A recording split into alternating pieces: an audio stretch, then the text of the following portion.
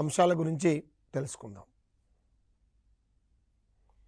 సాధారణంగా మనకు సైన్స్ సంబంధించి 30 మార్కులు మనకు టెట్లో వస్తాయి. మనకు ఒక అవగాహన ఉన్నది పేపర్ 2లో.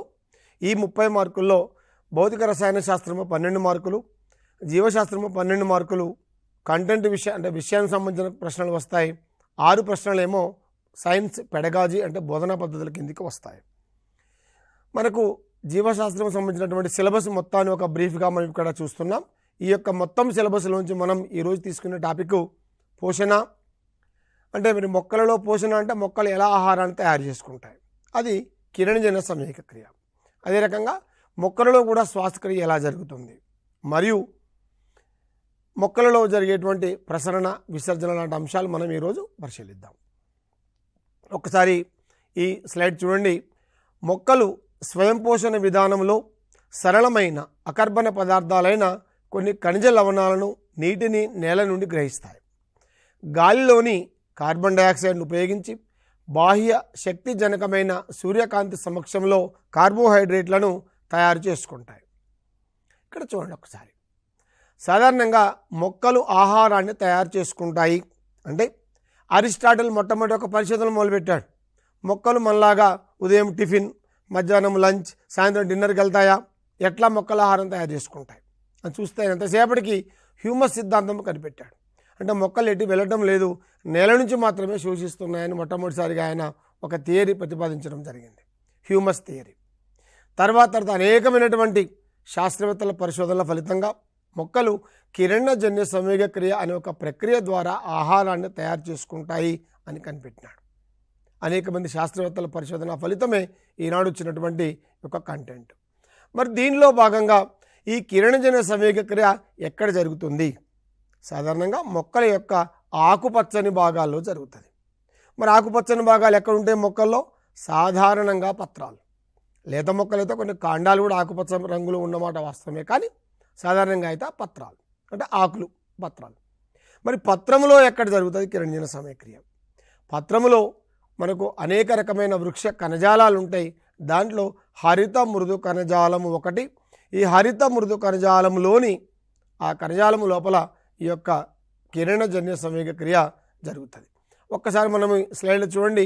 పత్రం యొక్క అంతర్నిర్మాణం మొత్తం మనం క్లియర్గా ఇవ్వడం జరిగింది.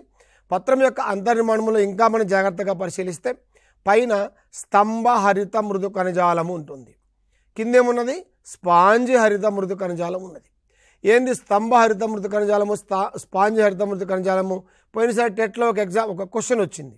ఏమనంటే పత్రం యొక్క ద్విదళ బీజ పత్రాల్లో పైవైపు ముదురాకు పచ్చ రంగు ఉంటుంది, కింది వైపు లేతాకు పచ్చ రంగు ఉంటుంది. ఎందుకు? మనకు డౌట్ వస్తుంది. ఆకే రెండు వైపులా ఒకే రంగు ఎందుకు ఉండదు అంటే పైవైపు స్తంభ హరిత మృదు కణజాలం ఉంటుంది, దాంట్లో ఎక్కువ సంఖ్యలో హరిత రేణువులు ఉంటాయి కాబట్టి అది ఎక్కువ ఆకుపచ్చ రంగు, ముదురాకుపచ్చ రంగులో కనిపిస్తుంది.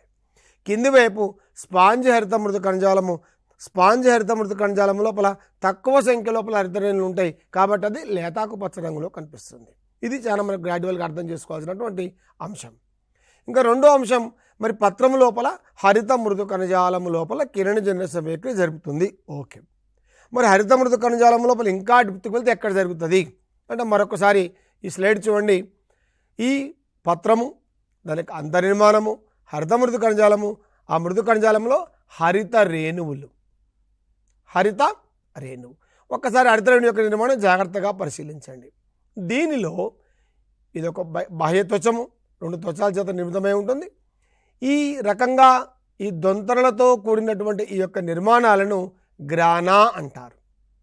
ఈ గ్రానాలో ఒక్కొక్క సంచి వంటి నిర్మాణాన్ని థైలకాయిడ్ అని పిలుస్తారు. ఈ థైలకాయిడ్ లోపల పత్రహరిత రేణువులు ఉంటాయి. అంటే పత్రహరిత రేణువులు థైలకాయిడ్ లోపల ఉంటాయి. థైలకాయిడ్ మొత్తము దొంతరలు మొత్తం కలిసిపోయే ఒక నిర్మాణాన్ని గ్రానా అంటారు. కాబట్టి ఈ యొక్క గ్రానా వర్ణయుతంగా ఉంటుంది, రంగులో కనిపిస్తుంది కాబట్టి వర్ణిక అని పిలుస్తారు. గ్రానా సింగిల్ అయితే గ్రానం. మరి ఈ గ్రానము మొత్తాన్ని తీసి పక్కన పెట్టండి. ఇంకా అక్కడ ఏముంటుంది? ఒక రంగు లేనటువంటి ఒక మాత్రిక ఉంటుంది. దీన్ని అవర్ణిక లేదా మాత్రిక అంటారు. ఎందుకు ప్రత్యేకంగా దీంట్లో ఉండేటువంటి గ్రానా లేదా మాత్రిక స్ట్రోమా గురించి చెప్తా ఉన్నాం అంటే కిరణజన్య సంవేగ క్రియ 2 దశలుగా మనం చదువుతూ ఉంటాం సాధారణంగా. ఒకటేమో కాంతి దశ, రెండు నిష్కాంతి దశ అని. అంటే కాంతి సమక్షములో చర్యలు జరిపి ఆ కిరణజన్య సమయక్రియ మొదటి దశ అది గ్రానాలు జరుగుతుంది. కాంతి అవసరము లేనటువంటి లైట్ ఇండిపెండెంట్ స్టేజ్ అంటాం నిష్కాంతి దశ, అది స్ట్రోమా లేదా మాత్రికలో జరుగుతుంది. కాబట్టి పత్ర హరితము ఉండేటువంటి హరితరేణు యొక్క నిర్మాణం కూడా మనకి ఇంపార్టెంటే. అంటే ఏ దశ ఎక్కడ జరుగుతుంది, రేపు క్వశ్చన్ వచ్చినప్పుడు కాంతి దశ గ్రానాలో జరుగుతుంది, నిష్కాంతి దశ స్ట్రోమాలో జరుగుతుంది. ఈ రెండు మొత్తం హరితరేణులో జరుగుతాయనే విషయం మనకు ఒకసారి గుర్తుపెట్టుకోవాలి. రెండో అంశం మనం జాగ్రత్తగా చూస్తే ఇక్కడ కిరణజన్య సమయక్రియ విధానంలో పత్రహరితము కలిగిన ఆకుపచ్చని మొక్కలు గ్లూకోజ్ మరియు పిండి పదార్థం వంటి పదార్థాలను ఉత్పత్తి చేయడానికి అంటే సూర్యరశ్మి అంటే కాంతి సమక్షం లోపల కార్బన్ డైఆక్సైడ్ మరియు నీటిని వినియోగించుకుంటాయి. కిరణజన్య సమయక క్రియలో ఆక్సిజన్ కూడా విడుదలవుతుంది. ఇక్కడ మనం ఒక అంత్య పదార్థం లేదా వ్యర్థ పదార్థం అంటాం. అంటే మొక్కలకు సంబంధించి మొక్కలు కిరణజన్య సమయక్రియ ఎందుకు జరుపుకుంటున్నాయి? ఓన్లీ ఆహారం తయారు కోసమే. ఉదాహరణకు మనం ఒక గమ్య ప్రదేశానికి వెళ్దామని బయలుదేరినాం, టీశాట్కి వెళ్దామని బయలుదేరినాం. నేను వచ్చే దారి టీశాట్, దారిలో నాతో పాటు ఇంకొకరిని తీసుకొని వస్తాం, అంతవరకే. కానీ నా మెయిన్ ఎయిమ్ మాత్రం ఇది. అట్లనే మొక్కలు కిరణజన్య సమయక్రియ జరుపుకోవడం, తద్వారా ఆహారం తయారు చేసుకోవడం అనేది దానికి మెయిన్ ఉద్దేశం. దాంతో పాటుగా ఆక్సిజన్ కూడా విడుదలవుతుంది. కాకపోతే మనకు అదే ప్రాణవాయువు. సో మనకు కిరణజన్య సమయక్రియ యొక్క మొత్తము నిర్వచనాన్ని ఒక చిన్న సమీకరణం రూపం లోపల శాస్త్రవేత్తలు పొందుపరిచారు. జాగ్రత్తగా పరిశీలించండి. ఒక్కొక్కసారి సమీకరణం ఇచ్చి ఈ యొక్క మిస్ అయిన పార్ట్ని, ఏదో ఒక పార్ట్ని మిస్ చేసి మిస్ అయిన పార్ట్ని రాయండి అని ఏబిసిడి ఇస్తూ ఉంటారు. కాబట్టి జాగ్రత్తగా గుర్తించండి. 6CO2 6 కార్బన్ డైఆక్సైడ్ అణువులు, 12H2O 12 నీటి అణువులు, కాంతి మరియు పత్రహరితము సమక్షంలో C6H12O6 ఇది గ్లూకోజ్ మరియు స్టార్చ్ అంటే పిండి పదార్థం తయారైనటువంటి దశను సూచిస్తుంది. 6H2O 6 నీటి అణువులు, 6O2 6 ఆక్సిజన్. ఇదే నిర్వచనం ఒకసారి ఇదే మన ఈక్వేషన్ ఇచ్చి ఒక క్వశ్చన్లు ఏమడిగాడంటే ఒక ఎగ్జామ్ లోపల సేమ్ ఈక్వేషన్ మొత్తం యాజ్ ఇట్ ఈజ్గా ఇచ్చాడు. ఇచ్చి కింద క్వశ్చన్ ఏమిటంటే వెలువడేటువంటి ఆక్సిజన్ దేని నుంచి వెలువడుతుంది? మనకు స్టార్టింగ్ పదార్థాలు ఏమున్నది? CO2 ఉంది, H2O ఉంది. O2 కనిపిస్తుంది అక్కడ. కాబట్టి ఏబిసిడీలో కూడా CO2 నుంచి H2O నుంచి కాంతి నుంచి వస్తుంది, పత్రహరితం నుంచి రకరకాల డిస్ట్రాక్టర్స్ ఇస్తారు. కన్ఫ్యూజ్ కావద్దు. కిరణజన్య సమయక క్రియలో వెలువడేటువంటి ఆక్సిజన్ నీటి నుంచి వస్తుంది. అదే మనకి హిల్చర్య, అది కూడా మనం డీటెయిల్డ్గా తీసుకుందాం. కిరణజన్య సమయక క్రియ ప్రధానంగా హరిత రేణువులో జరుగుతుంది. హరిత రేణువులోని గ్రానాలో కాంతి చర్య, స్ట్రోమాలో నిష్కాంతి చర్య జరుగుతుంది. అంత్య పదార్థాలుగా నీరు, ఆక్సిజన్. ఇక్కడ జాగ్రత్తగా పరిశీలించండి. హరిత రేణువులో కిరణజన్య సమయక్రియ జరిగేటప్పుడు ఈ కింది చర్యలు జరుగుతాయి. ప్రధానంగా ఒకటేమిటి? కాంతి శక్తి రసాయన శక్తిగా మారటం. కిరణజన్య సంవేగ క్రియ ఒక శక్తి గ్రాహక క్రియ, అంటే ఒక శక్తిని గ్రహించేటువంటి ఒక సంక్లిష్టమైనటువంటి జీవక్రియ. ఇది నిర్మాణాత్మక ప్రక్రియ అంటాం మనం. ఇది అంటే ఏం జరుగుతుంది? ఇక్కడ కాంతి శక్తిని రసాయన శక్తిగా మారుస్తున్నాయి మొక్కలు. కాంతి శక్తిని రసాయన శక్తిగా మార్చే శక్తి మొక్కలకు మాత్రమే ఉన్నది, మనకు లేదు. అందుకని మనం ఆహారం కోసం మొక్కలపైన ఆధారపడుతున్నాం. మొక్కలు చాలా గ్రేట్ కదా. అదేవిధంగా నీటి అణువు విచ్ఛిత్తి చెందటం. మనం ఇంతకుముందు ఒక మాట అనుకున్నాం. కిరణజన్య సమయక్రియలో భాగంగా మొక్కలు చక్కటి మన ప్రాణవాయువైన ఆక్సిజన్ని విడుదల చేస్తున్నాయి. ఆ ఆక్సిజన్ ఎక్కడి నుంచి వస్తున్నది? నీటి అణువు విచ్ఛిన్నం చెందడం ద్వారా వస్తున్నది. ఇక మూడవ ప్రధానమైన ప్రక్రియ కార్బన్ డైఆక్సైడ్ కార్బోహైడ్రేట్గా అక్షయకరణం చెందటం. ఈ మూడు ప్రక్రియలు కిరణజన్య సమయక్రియలో ఒకదాని వెంట ఒకటి వరుసగా జరుగుతాయి. ఒక్కసారి ఒకటో ప్రక్రియ జాగ్రత్తగా చూడండి. కాంతి శక్తి రసాయన శక్తిగా మారటం. దీన్ని మనం కాంతి దశ కింద చేసుకుంటాం. కాంతి దశ లోపల సూర్యకాంతి పత్రహరిత అణువుపైన పడినప్పుడు అది వెంటనే ఉత్తేజితం చెందుతుంది. ఈ యొక్క పత్రహరితము సూర్యశక్తిని గ్రహించి, కరెక్ట్ చెప్పాలంటే సూర్యశక్తిలో ఉన్నటువంటి అంటే కాంతి కిరణాల్లో ఉన్నటువంటి ఫోటాన్ అనబడేటువంటి కాంతి శక్తిని గ్రహించి ఆ యొక్క మొక్కలు రసాయన శక్తిగా మార్చుకుంటాయి. రసాయన శక్తిగా మార్చుకొని మరి కాంతి దశలో ఏం విడుదలవుతుంది? ఏటీపీ, NADPH2 అనే ఒక 2 పదార్థాలు విడుదలవుతాయి. ఈ ఏటీపీ, NADPH2 రెండింటి కలిపి అసిమిలేటరీ పవర్, స్వాంగీకరణ శక్తి అంటారు. బాగా గుర్తుపెట్టుకోండి, కాంతి దశలో స్వాంగీకరణ శక్తి వెలువడుతుంది. ఇది పక్కన పెట్టుకోండి. రెండోది ఏమని చెప్పుకున్నాం మనం? నిష్కాంతి దశ అంటున్నాం. నిష్కాంతి దశ అంటే కాంతి అవసరము లేనటువంటి దశ. మరి ఏదైనా ఒక జీవక్రియ జరగడానికి శక్తి కావాలి కదా, మరి ఇక్కడ కాంతి అవసరం లేదంటున్నాం. మరి ఎట్లా జరుగుతుంది అంటే కాంతి దశలో ఏదైతే స్వాంగీకరణ శక్తి వెలువడిందో దాన్ని ఉపయోగించుకొని నిష్కాంతి దశ జరుగుతుంది. ఈ కాంతి దశలోనే నీటి అణువు విచ్ఛిన్నం చెందటం కూడా ఉంటుంది. ఒకసారి మనం దాన్ని కూడా జాగ్రత్తగా పరిశీలిద్దాం. ఇక్కడ చూడండి, ఒక 2 అంశాలు మనం ఈ కిరణజన్య సమీకరణకు సంబంధించిన అంశాలను జాగ్రత్తగా మనకి ఎగ్జామ్ పాయింట్ ఆఫ్ వ్యూలో ఏం అడగొచ్చు. ఆక్సిజన్ కనుగొన్నది జోసెఫ్ ప్రీస్ట్లీ, కానీ పేరు పెట్టింది మాత్రం లెవోయిజియర్. ఎప్పుడు మనకి ఇది ట్విస్ట్ అవుతుంటుంది. ఆక్సిజన్ కనిపెట్టిందని జోసెఫ్ ప్రీస్ట్లీ, లెవోయిజియర్ పేరు చేయగానే అరే ఇద్దరి పేరు మనకు గుర్తుంది, కనుగొన్నది ఎవరు, పేరు పెట్టింది ఎవరు, గుర్తుపెట్టుకోవాలి. రెండవది, సల్ఫర్ బ్యాక్టీరియా పైన మొట్టమొదటిసారిగా వాన్ నీల్ అనే శాస్త్రవేత్త ప్రయోగాలు జరిపాడు. కాంతి పాత్ర పైన ప్రయోగాలు జరిపినప్పుడు అక్కడ సల్ఫర్ బ్యాక్టీరియా కాబట్టి మామూలు మొక్కలలాగా ఆక్సిజన్ వెలువల్లే, సల్ఫర్ వెలువడింది అంతే ఉత్పన్నంగా. అంటే బ్యాక్టీరియా ఆహార పదార్థాలు తయారు చేసుకున్నది అంతే ఉత్పన్నంలో బై ప్రోడక్ట్ ఏర్పడ్డది మాత్రం ఆక్సిజన్ బదులుగా సల్ఫర్ ఏర్పడ్డది. అదే రకంగా కాంతి పాత్ర పైన ప్రయోగం జరిపింది మాత్రం వాన్ నీల్. అదేవిధంగా ఆకులలో పిండి పదార్థం మనం పరీక్షించడానికి వాడేటువంటి రసాయనం అయోడిన్. ఇవన్నీ మనకు ఒకసారి గుర్తుపెట్టుకోవాలి. ఇది ఒకటి చూడండి, కిరణజన్య సంవేగక్రియ జరపడానికి కొన్ని ఫ్యాక్టర్స్ అవసరమైతే, కొన్ని కారకాలు అవసరమైతే, కారకాలు కావలసినవి అంత్య ఉత్పన్నాలుగా మనం 3 అంశాలుగా చూస్తాం. కారకాలలో ప్రధానంగా అవసరమైనటువంటిది కార్బన్ డైఆక్సైడ్. ఈ కార్బన్ డైఆక్సైడ్ అవసరమని నిరూపించే ప్రయోగంలో మనం ఒక రసాయన పదార్థాన్ని వాడతాము. ఆ రసాయన పదార్థం ABCD లైన్గా ఇస్తారు.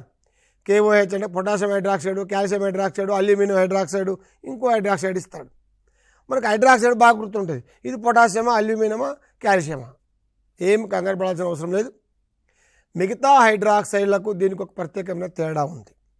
ఆ పొటాషియం హైడ్రాక్సైడ్ ఏం చేస్తుందో తెలిస్తే మనకి ఇది గుర్తుపెట్టుకోవడం ఈజీ. పొటాషియం హైడ్రాక్సైడ్ కార్బన్ డైఆక్సైడ్ని శోషిస్తుంది. కాబట్టి CO2 అవసరం అని నిరూపించే ప్రయోగంలో ఉపయోగించే రసాయనం KOH అంటే పొటాషియం హైడ్రాక్సైడ్.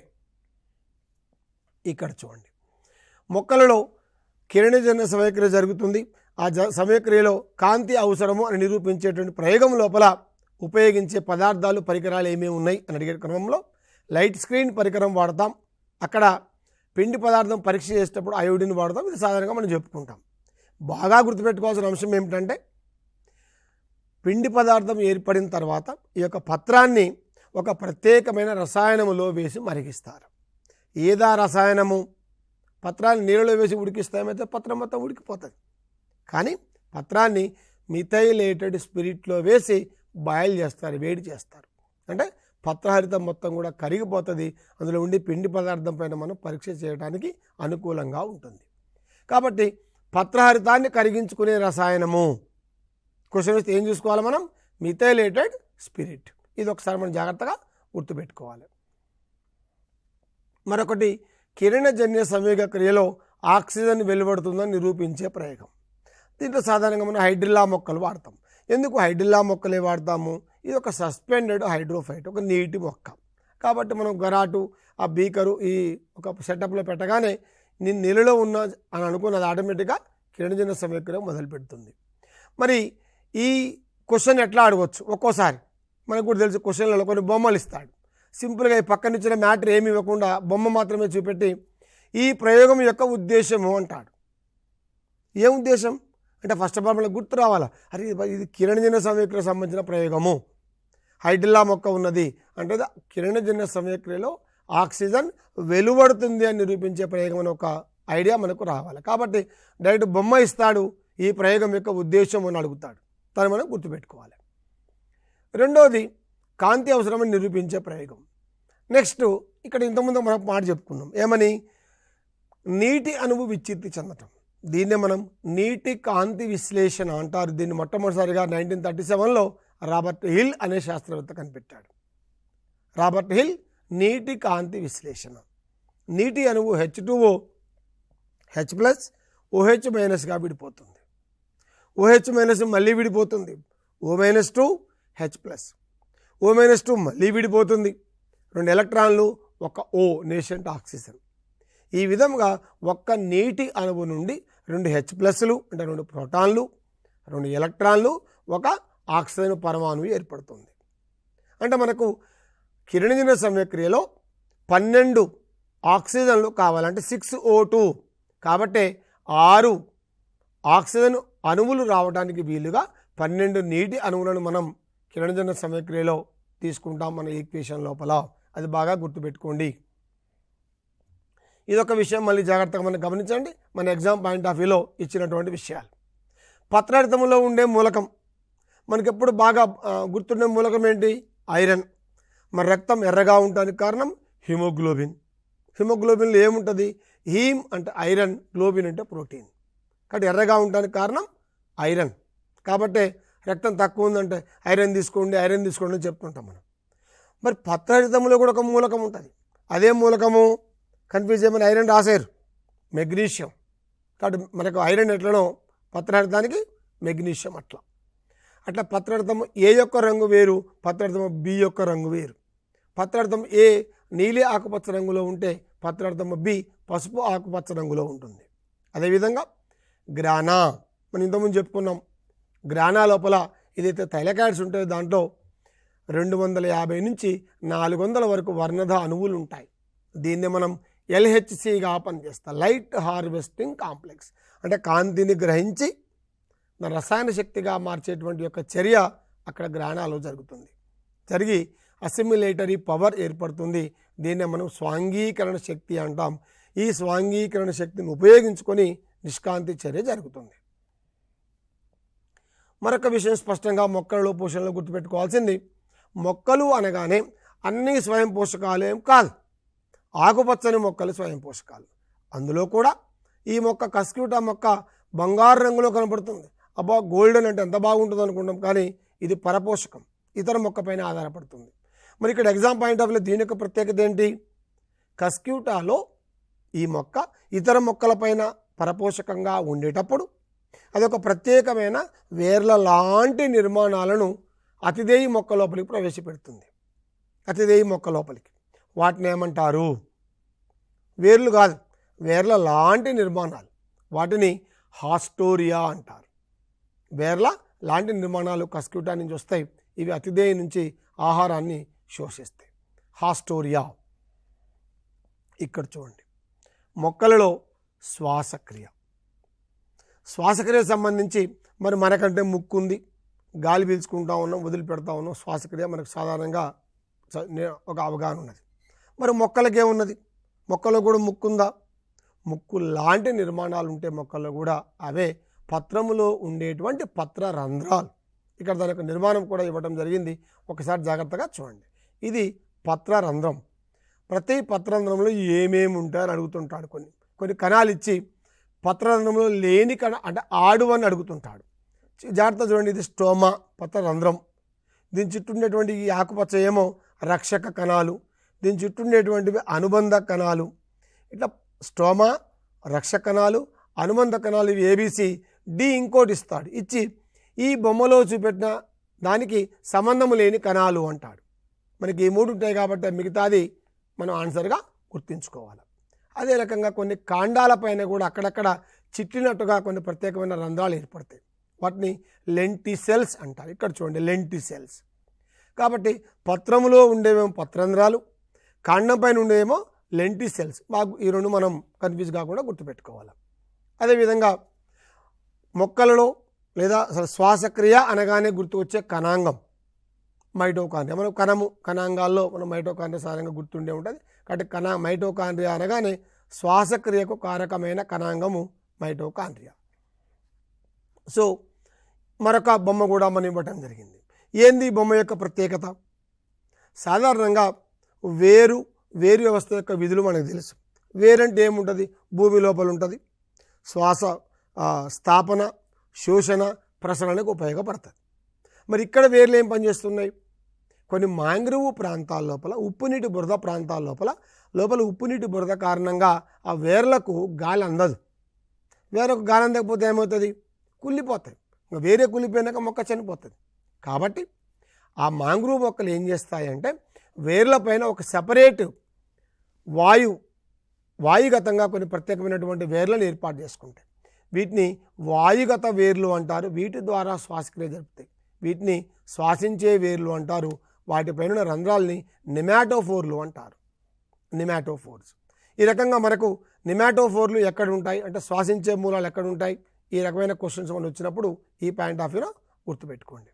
నెక్స్ట్ శ్వాసక్రియ విషయానికి వచ్చినప్పుడు వాయు సహిత శ్వాసక్రియ, అవాయు శ్వాసక్రియ. వాయు సహిత శ్వాసక్రియ అంటే ఏంటి అంటే ఆక్సిజన్ సమక్షంలో జరిగే శ్వాసక్రియ వాయు సహిత శ్వాసక్రియ. ఆక్సిజన్ అతి తక్కువగా లభ్యమైనప్పుడు లేదా అసలు ఆక్సిజన్ తీసుకోకుండా జరిగే శ్వాసక్రియ అవాయు శ్వాసక్రియ. ఇది నిమ్న స్థాయి జీవుల్లో ఉదాహరణకు కిణ్వనం జరగడం ద్వారా వస్తుంది. ఇది ఈస్ట్ ఇథనాల్ ఏర్పాటవుతుంది. అదే లాక్టోబాసిల్లస్ కనుక అవాయు శ్వాసక్రియ జరిపితే అది లాక్టిక్ ఆమ్లం ఏర్పాటవుతుంది. ఇక్కడ మొక్కలలో విసర్జన సంబంధించి కూడా ఒకసారి జాగ్రత్తగా చూడండి. మొక్కలు 2 రకాల పదార్థాలను ఉత్పత్తి చేస్తాయి. ఒకటి ప్రాథమిక జీవక్రియా ఉత్పన్నాలు అంటాం, ఇంకోటి ద్వితీయ జీవక్రియా ఉత్పన్నాలు అంటాం. ఏంటి ప్రాథమిక జీవక్రియా ఉత్పన్నాలు అంటే మొక్కల పెరుగుదల అభివృద్ధికి తోడ్పడేటువంటివి ప్రాథమిక జీవక్రియా ఉత్పన్నాలు. ప్రోటీన్లు, కార్బోహైడ్రేట్లు, క్రొవ్వులు ఉపయోగపడేటి ప్రాథమిక జీవక్రియా ఉత్పన్నాలు. రెండోది ఏంది? మొక్కల పెరుగుదలకు ఉపయోగపడవు కాబట్టి ఇవి ఇతర భాగాల్లో నిల్వ చేసుకుంటాయి, రక్షణ కొరకు అటు పక్కన పెట్టుకుంటాయి. అవి ద్వితీయ జీవక్రియా ఉత్పన్నాలు. ఎందుకు పక్కన పెట్టుకోవాలా అంటే మనలో విసర్జన ఉన్నది. వ్యర్థ పదార్థాన్ని వేరు చేస్తాం, ఎప్పటికప్పుడు బయటకు పంపిస్తాం. మరి మొక్కలలో వ్యర్థ పదార్థాలు వేరు చేస్తాయి కానీ బయటికి పంపించలేవు కదా. ఎప్పటికప్పుడు మొక్కలు బయట వేస్తూ ఉంటాయా? ఏమి వేయవు కదా. కాబట్టి పక్కన రిక్తికలో నిల్వ చేసుకుంటాయి. ఈ నిల్వ చేసుకునే ఆ వ్యర్థ పదార్థాలని ద్వితీయ జీవక్రియా ఉత్పన్నాలు అంటారు. అవి ఆల్కలాయిడ్స్, టానిన్స్, జిగురులు, రెజిన్స్, లేటెక్స్. ఇక్కడ జాగ్రత్త చూడండి, తంగేడు ఇది ఇచ్చేసి దీంట్లో ఉండేటువంటి ద్వితీయ జీవక్రియా ఉత్పన్నం మీద అడుగుతాడు. ఈ 4 ఆన్సర్లు ఇస్తాడు. ఆల్కలాయిడ్, టానిన్, జిగురులు, రేటస్ ఇవి ఇస్తాడు ఆన్సర్లు. ఏముంటుంది చెప్పండి? తంగేడులో టానిన్స్. మనము తంగేడిని తోల పరిశ్రమలో వాడతారు. తోళ్ళ పరిశ్రమని ట్యానింగ్ అంటారు. అది గుర్తుపెట్టుకుంటే ఆటోమేటిక్గా మనకు ఏవో బట్టి పట్టాల్సిన అవసరం లేదు. Just logic. ట్యానింగ్ అంటే తోలను శుద్ధి చేసే ప్రక్రియ. తోలను శుద్ధి చేసే దాంట్లో వాడేది టానిన్స్. అది తంగేడు శాఖ నుంచి వస్తుంది, తంగేడు. అట్లనే ఇంకో బొమ్మ చూడండి. సెకండ్ బొమ్మలో ఏముంది? తుమ్మ. తుమ్మ నుంచి ఏమొస్తాయి? జిగురులు వస్తాయి. తుమ్మ బంక మనకు తెలుసు కదా అది. ఇది చూడండి పైనస్. వీటి నుంచి ప్రత్యేకమైనటువంటి రెజిన్ నాళాలు ఉంటాయి, దాంట్లో రెజిన్లు వస్తాయి. ఈ రెజిన్లు మనం వార్నిష్, టర్పెంటైల్ వాటిలో వాడతాం, థిన్నర్స్గా వాడతాం. ఆ రెజిన్స్ అనమాట. ఇవి ఈ రకంగా ఈ 3 బొమ్మల్లో మనకు 3 ఒక ప్రత్యేకమైన ద్వితీయ జీవక్రియ ఉత్పన్నాలు చూడొచ్చు. ఇక్కడ పక్కన ఇంకో బొమ్మ కూడా ఉంది, బయోడీజిల్ కోసం జట్రోపా. ఇది చూడండి రబ్బర్ మొక్క. ఇదేంటి? మనము మర్రి కానీ మిగతా మొక్కలు ఆకులు దెంపగానే ఏమొస్తుంది? తెల్లటి పాల లాంటి ద్రవం వస్తుంది. అది లేటెక్స్. మర్రి ఎక్కడైతే లేటెక్స్ ఉన్నదో అట్లనే రబ్బరు మొక్క నుంచి తీసే లేటెక్స్ నుంచి రబ్బర్ తయారు చేస్తారు. అది కూడా మొక్కలు తయారు చేసే ఒక ద్వితీయ జీవక్రియా ఉత్పన్నము. ఓకే, మరి ఆల్కలాయిడ్స్ ఏమున్నాయి ఇక్కడ చూడండి. ఈ బొమ్మలు మనకు కనిపిస్తున్నాయి కదా. మరి బొమ్మలలో ఏ బొమ్మ నుంచి ఏ ఆల్కలాయిడ్ వస్తుంది ఒక్కసారి ఇక్కడ జాగ్రత్తగా చూడండి. క్వినైన్. సింకోనా అఫిసినాలిస్ అనే మొక్క నుంచి క్వినైన్ వస్తుంది. క్వినైన్ మనకు బాగా తెలుసు, మలేరియా నివారణ కోసం ఉపయోగపడుతుంది. నికోటిన్. పొగాకు, తంబాకు అంటాం కదా, పొగాకు. నికోటిన్ అనే టబాకం, దాని నుంచి దాని పేరు పొగ ఆకు, పొగ వచ్చే ఆకు పొగాకు, దాని నుంచి వస్తుంది. మార్ఫిన్, కొకైన్ పెపావర్ సామ్నిఫెరం నుంచి. మార్ఫిన్, రిజర్పిన్ రావిల్ఫియా సర్పగంధి మొక్క నుంచి వస్తుంది. అదే రకంగా కెఫిన్, కాఫియా అరాబికా మొక్కల యొక్క విత్తనాల నుంచి వస్తుంది. నింబిన్, అజడిరక్టా ఇండికా మన వేప, స్క్రోపోలమైన్ దతుర మన ఉమ్మెత్త మొక్క నుంచి వస్తుంది. అదే రకంగా ఇతర పైరిథ్రాయిడ్స్ మన క్రైజాంథమం చామంతి నుంచి. ఇట్లా ఏ మొక్క నుంచి ఏమి ఆల్కలాయిడ్ వస్తుంది అనేటువంటిది కూడా సాధారణంగా మనకి ఎగ్జామ్ పాయింట్ ఆఫ్ వ్యూలో అడుగుతూ ఉంటారు. మరొక విషయం కూడా ఏమిటంటే మనకు బయాలజీ అనగానే ఆర్థిక ప్రాముఖ్యత. అంటే మొక్కలు మరి పెరుగుతున్న జనాభాకు అనుకూలంగా పంటల దిగుబడి పెంచాలి కాబట్టి వ్యవసాయము, పంటలు, వాటిపైన వచ్చేటువంటి వ్యాధులు, అదే రకంగా చీడపీడల యొక్క నివారణ చర్యల్లో కూడా దాంట్లో భాగంగా కూడా మొక్కలపైన ఎలాంటి వ్యాధులు వస్తాయి, ఆ మొక్కలపైన వచ్చేటువంటి వ్యాధుల నివారణోపాయాలు ఏంటి, ఆ వ్యాధి కారకాలు ఏంటి అనే అంశం కూడా సాధారణంగా ఎగ్జామ్ పాయింట్ ఆఫ్ వ్యూలో అడుగుతూ ఉంటాడు. దీనికి సంబంధించినటువంటి మొక్కల యొక్క ఆర్థిక ప్రాముఖ్యత ఇక్కడ ఒకసారి ఎగ్జామ్ పాయింట్ ఆఫ్ వ్యూలో ఏమేమి వస్తాయో ఒకసారి జాగ్రత్తగా చూడండి. ఆక్సిజన్ కనుగొన్నదేమో జోసెఫ్ ప్రీస్ట్లీ, పేరు పెట్టింది లెవోయిజర్. సల్ఫర్ బ్యాక్టీరియా జరిపే కిరణజన్య సమక్రియలో వచ్చేది సల్ఫర్. కాంతి పాత్ర పైన ప్రయోగం జరిపింది సిబి వాన్ నీల్. కస్క్యూటా పర్పోషన్లో హాస్టోరియా. పిండి పదార్థము అయోడిన్. ఇట్లా చూడండి, ఆల్కలాయిడ్స్, రెజిన్స్ ఏ మొక్కల నుంచి వస్తున్నాయి. నీటి కాంతి విశ్లేషణ ఏ శాస్త్రవేత్త. పత్రార్థంలో ఉండేటువంటి మూలకం, పత్రార్థం ఏ యొక్క రంగు, బి యొక్క రంగు, వీటిపైన సాధారణంగా గతంలో మనకు ప్రశ్నలు వచ్చినాయి. మరి వాటిని మనం ఒకసారి దృష్టిలో పెట్టుకోవాల్సినటువంటి అవసరం ఉన్నది. ప్రధానంగా ఇక్కడ టెట్లో మనం గుర్తుపెట్టుకోవాల్సిన అంశం ఏమిటంటే, ఒక ప్రశ్న ఇచ్చి కింద ఇచ్చిన ఏబిసిడీలు, ఈ డిస్ట్రాక్టర్స్ ఏవైతే ఉన్నాయో ఇవి దగ్గర సంబంధాన్ని కలిగి ఉంటాయి. మనం ఒకటి చదివి ఇది అవునట్టుంది, రెండో చదివి ఇది కూడా ఆన్సర్ ఏమో, ఎప్పుడైతే మనం కన్ఫ్యూజన్లో పడతామో మనం సరిగా ఆన్సర్ చేయలేం. కాబట్టి కొంత లాజిక్ ఉందాక ఇంతకుముందు ఏమనుకున్నాం మనం, పొగ ఆకు, దాంట్లో వచ్చేటువంటిది నికోటిన్. ఎందుకు మన లాజిక్ వస్తుంది, దాని శాస్త్రీయ నామే నికోటినా టొబాకం. దాని సైంటిఫిక్ నేమ్ గుర్తుపెట్టుకుంటే దానిలో వచ్చేటువంటి ఆల్కలాయిడ్ గుర్తుంటుంది. ఈ రకంగా కొద్దిగా టెట్కు ప్రిపేర్ అయ్యేటువంటి అభ్యర్థులు మొక్కల యొక్క శాస్త్రీయ నామాలు కొద్దిగా గుర్తుపెట్టుకుంటే వాటిలో వచ్చేటువంటి ఆల్కలాయిడ్స్ కానీ విసర్జన పాయింట్ ఆఫ్ వ్యూలో మనం చక్కగా ఆన్సర్ చేయడానికి అవకాశం ఉంది. ఈ ఎపిసోడ్లో మనం మొక్కల్లో జరిగేటువంటి కిరణజన్య సమయక్రియ, శ్వాసక్రియ, అదే రకంగా విసర్జన లాంటి అంశాలను చూసాం. మరొక ఎపిసోడ్తో మళ్ళీ కలుద్దాం. నమస్కారం.